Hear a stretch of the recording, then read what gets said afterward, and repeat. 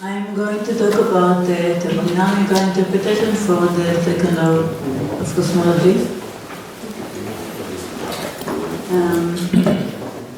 I will start with a brief review about the generalized second law for thermodynamics and the fact that it has no prediction for cosmology.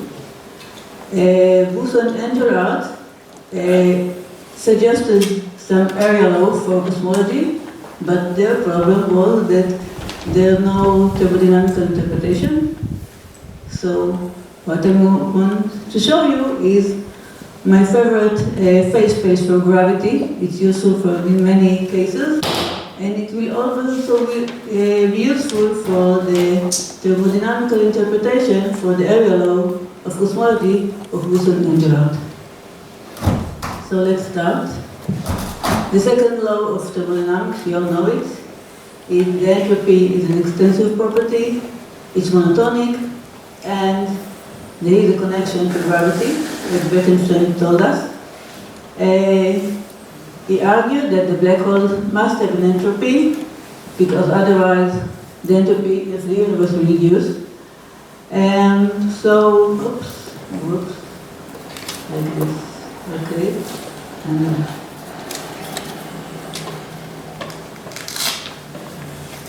okay.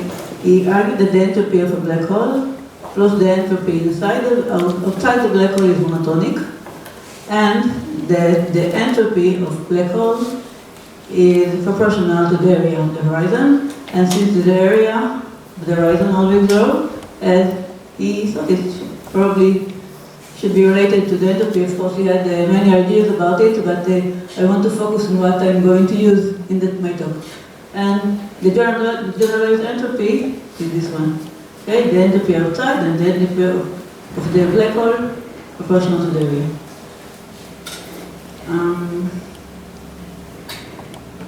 Well, what I want to emphasize in this slide, that the black hole also has temperature, as often found, and the temperature is related to the surface gravity.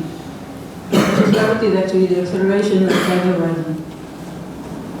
Okay, so we have temperature, we have entropy, we have all the ingredients we need in order to talk about thermodynamics. This raises many puzzles. The most interesting puzzle for us today is the holographic principle, which suggested that physics can be encoded on a boundary. But all this process is only works for internal black holes, and we don't know how to extend it to problems which depend on time, and cosmology is special. And thus it's needed, okay, cosmology is an immediate example where one cannot apply area law, since the future is not known. So Booth and Gerard wanted to find some local property of an area and apply it for cosmology. So this is what they did. And they consider it's a structure, a mathematical structure. If you're not familiar with, I'm not sure I will be able to explain, but I will say it shortly. They construct a future holographic spin, this is what they call it. It's a smooth surface admitting foliation by mergely trapped surfaces. What are merged trapped surfaces? Merged trapped surfaces, sigma, this one, is a codimensional 2 component spatial surface whose two future-directed orthogonal non-geodesics satisfy this condition. L and K are null and orthogonal to sigma, and theta is the expansion calculated with respect to the metric sigma on the surface. So these are two null vectors. You can think about it like two null vectors that come out from the surface, two different directions, and from some reason it makes the calculation easier. This is what they wanted the surface to expand like. This help them to find the condition for the area to increase along a specific direction. This is the direction. R is the monotonic evolution parameter, and it described using the same null conditions, the same null vector with alpha and beta, which are just parameters. Alpha must be positive in order for this to be positive. Okay, this is the induced metric, and this is the place of the leaves, the surfaces that they foliate. So now they have all the conditions they need. It's holographic and it's monotonic. And what do they get? They get different kinds of holographic screen. You can see this one, these two examples, inside the black hole and for cosmology, for expanding universe. You can see that the surfaces are actually really holographic in the sense that all the information passes through them, passes through the surface. Also here, all the information inside the black hole passes through the holographic screen. It's monotonic in the sense that it always grows in this direction, the direction of time. But you can see inside the black hole, it grows as time goes by, but it grows in the opposite direction of time, inside the black hole. This is why they discovered past-directed arrows of time inside black holes and collapsing cosmology, but normal arrow of time in expanding cosmology. But we focus on this type, and they argue, as Bekenstein, that if indeed energy, entropy, and area are the same, and they are monotonic, then you can argue that these holographic screens are an entropy, and they found that generalized second law for cosmology. But, as they stated, there's not a thermodynamic interpretation for this construction. And they want to show you how we can produce a thermodynamic interpretation. In order to do that, we need, this is what we want to do now, is to find a way to give a thermodynamic meaning to the area. Well, in order to do that, we need to know more about quantum gravity. We have different kinds, we don't know what quantum gravity is, but we don't really need to know it in order to find its phase space, I think.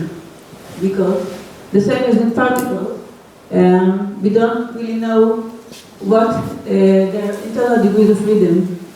We can just, for each particle, if we attribute F internal states and a phase space, delta P, the surface density, then the number of degrees of freedom is F in the power of delta n, and thus the entropy is proportional to the phase space. Okay? So all we need to do is to find two canonical terms, which will be appropriate to our problem, and hope that this will give us the right answer, the entropy. So this is what I'm going to do, but I actually have a favorite phase space which I'm working in the last 10 years. This is, it's found very useful. This is, I'm just explaining what it is. It's the extrinsic curvature and its canonical term. However, the extrinsic curvature is the extrinsic curvature which is calculated along an acceleration field. Okay? And its canonical term is calculated not with respect to dot, not with derivative with respect to time, with respect to the spatial direction, to the direction of the acceleration. This is very unique, but we must do it in order to find all the stuff we know about entropy in general relativity. This is an example in the explanation without current tool, and I will read it. The relevant gravitational phase space, I think this is irrelevant, is for accelerating observer are the extrinsic curvature in its canonical term, is for general theories of gravity. N is the direction of the acceleration, and H is the induced metric. It's valid for metric theories of gravity, of course. If we don't even theories without metric, it will work more. And it includes, unfortunately, slightly singling out an acceleration direction. Okay. These are some useful results with the same wow. 5 minutes. With the same canonical terms. I will skip it. No, I won't. I'm sure. We can write with the same phase space. The world entropy we can find with the same phase space. We use the degree of freedom for accelerating observer, and even see stuff which related to uncertainty principle using the same canonical terms. This is how we always calculate this phase space. We need to calculate the extrinsic curvature, this canonical term, project it on the velocity, multiply them, and form this term in general, and this is for Einstein.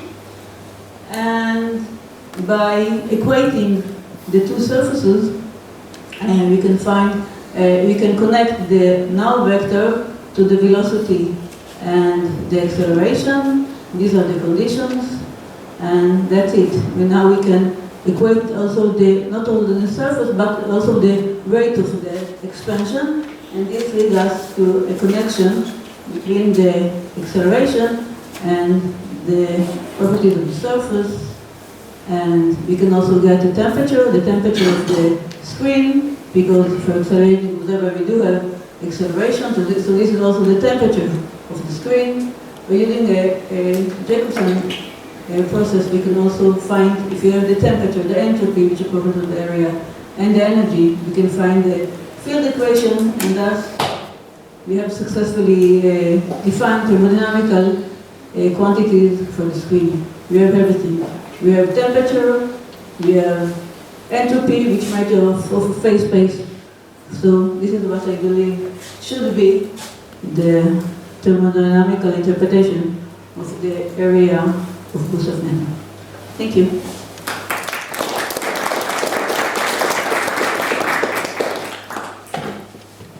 So questions?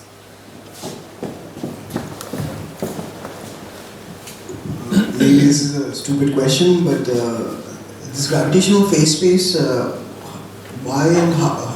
Why did you construct it in this fashion? This extrinsic curvature and it just I noticed, familiar with world entropy? It looked for general theories of gravity, it looked like the L over the R. And then I noticed a paper by Brown, and he found this. He found that the extrinsic curvature is canonical to a term with the L over the R. So I looked at these two canonical terms, okay, and asked them, tell me please, what should I do to you in order for you to behave as a phase space and give me something which is proportional to world entropy?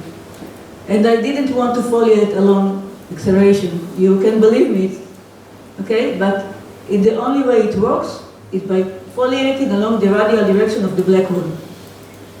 The same with Padmahan work, and also the stuff I step up is there is a work which connects string theory and dualities and stuff, and vibration in the string theory in the one frame predicts certain values of conical singularities in specific space. Using these canonical terms, you can produce the uncertainty principle for them, and the same it predicts the same uncertainty, with the same canonical term in the same surface. Okay, so I think something is. It's not. We don't maybe not need to quantize it, but it's behaves like what we should do when there is gravity, because gravity is related to acceleration, and we can see stuff. And this will probably tell us something about it. Any other questions? I want to say another thing, that accelerating is important for gravity, and it is important in any way, and this is the next topic. Okay, so let's thank Professor Hadad for the